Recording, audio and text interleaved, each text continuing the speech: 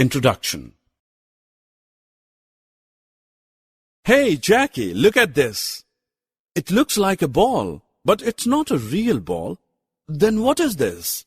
Harry, this is a shadow of a football. It is formed because the football has blocked the sun's light. So now let us learn more about shadow and its formation.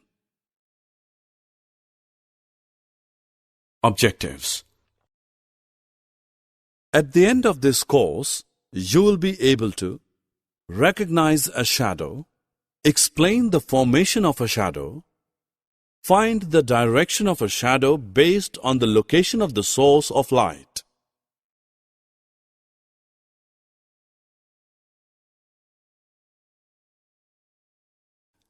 Hi friends, at first let's discuss what a shadow is. Actually, a shadow is an area of darkness which is formed when the light is blocked by an object.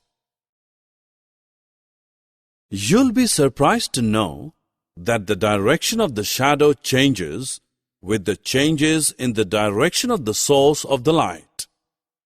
For example, shadow of these trees changes as the sun moves from east to west during the day.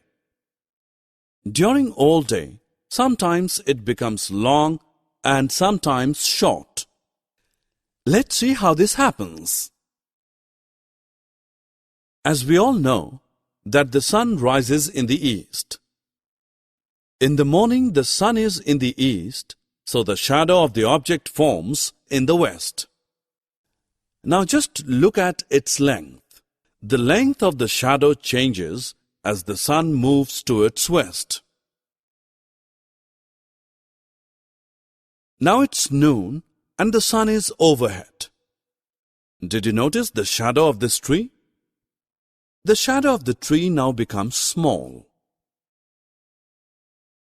Friends, as we all know that sun sets in west, hence in the evening, the shadow of the object forms in the east.